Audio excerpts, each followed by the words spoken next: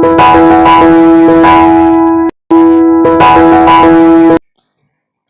Friends, ಎಲ್ಲರೂ comment ಹಾಕ್ತಿದ್ದೀರಾ. 3 video ಬಿಡ್ತಿದ್ದೀರಾ, 2 video ಬಿಡ್ತಿದ್ದೀರಾ, 5 video ಬಿಡ್ತಿದ್ದೀರಾ, ಒಂದಿನ 5 ಬಿಡ್ತೀರಾ, ಒಂದಿನ 3 2 ಬಿಡ್ತೀರಾ ಅಂತೇಳಿ.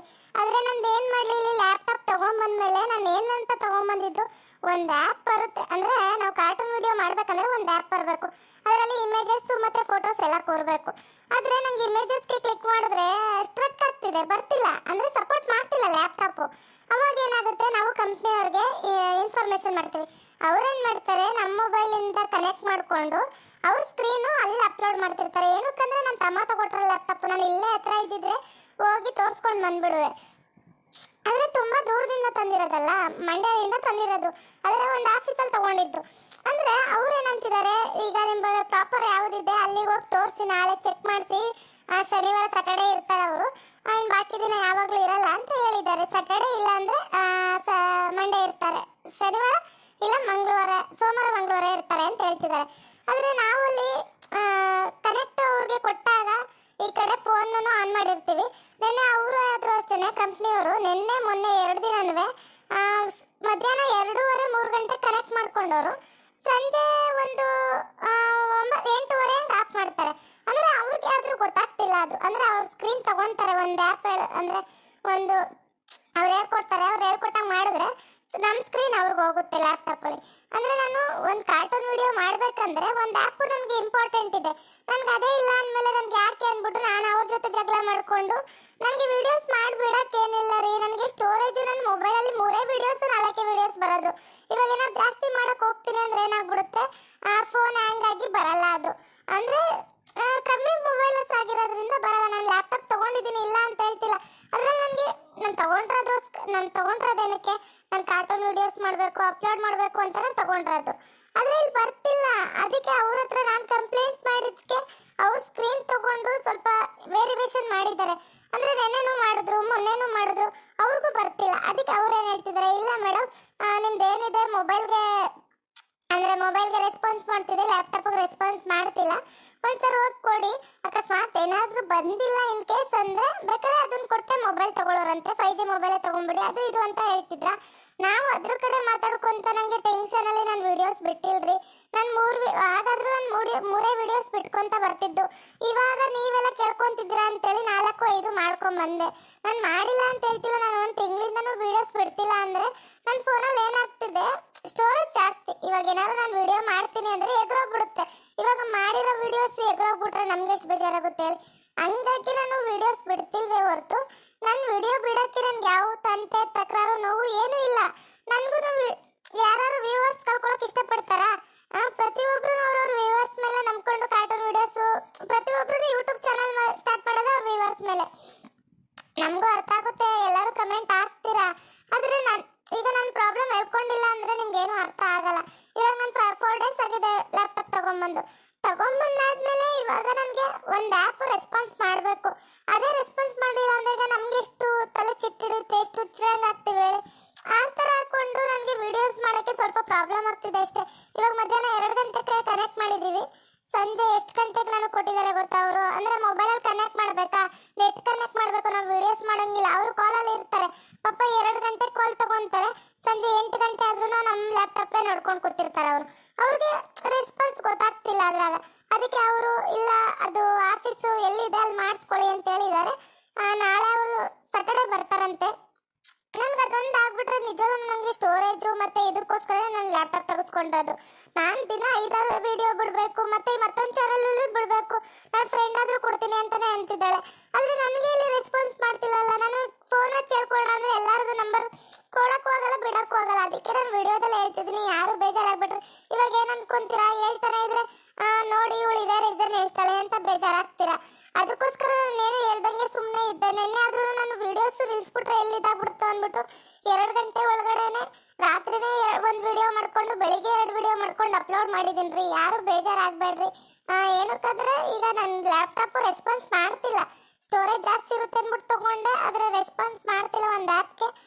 ಅದು ನಾಳೆ ತೋರಿಸ್ಕೊಂಡು ಬಂದಾದ್ಮೇಲೆ ಇಲ್ಲ ಅವ್ರು ಮೊಬೈಲ್ ಕೊಡ್ತಾರೆ ಅಂತಂದರೆ ಕಂಟಿನ್ಯೂಸ್ ವೀಡಿಯೋಸ್ ಬಿಡ್ತೀನಿ. ನನಗೇನು ವ್ಯೂವರ್ಸ್ಗಳನ್ನ ಡೌನ್ ಮಾಡ್ಕೊಳಕ್ಕೆ ನಂಗೆ ಇಷ್ಟ ಇಲ್ರಿ. ನೀವೇ ನಂಗೆ ನೀವು ಸಪೋರ್ಟ್ ಆಗಿರೋದಕ್ಕೆ ನಾನು ವೀಡಿಯೋಸ್ ಬಿಡೋದು, ಇಲ್ಲಾಂದ್ರೆ ವಿಡಿಯೋ ಬಿಡೋಕ್ಕಾಗಲ್ಲ ನಮ್ಮ ಕೈಲೂ.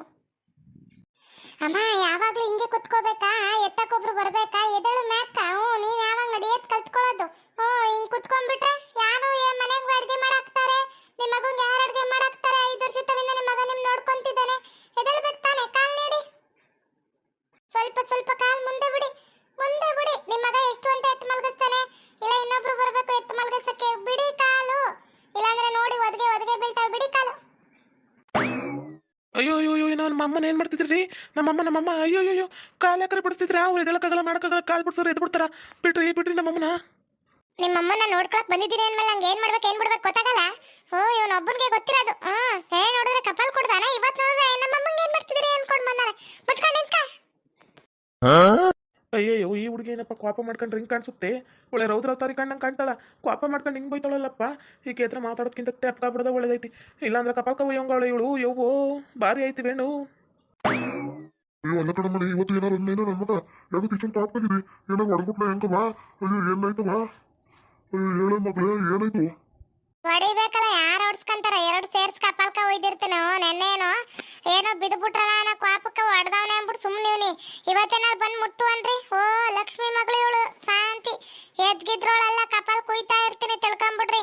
ಯಾರಾದ್ರೂ ಬಿಡಕ್ಕಿಲ್ಲ, ದೊಡ್ಡವರಾದ್ರೂ ಬಿಡಕ್ಕಿಲ್ಲ, ಚಿಕ್ಕವರಾದ್ರೂ ಬಿಡಕ್ಕಿಲ್ಲ. ಎಷ್ಟು ಮರ್ಯಾದೆ ಕೊಡ್ಬೇಕು ಅಷ್ಟ ಕೊಡೋದು ನಾನು.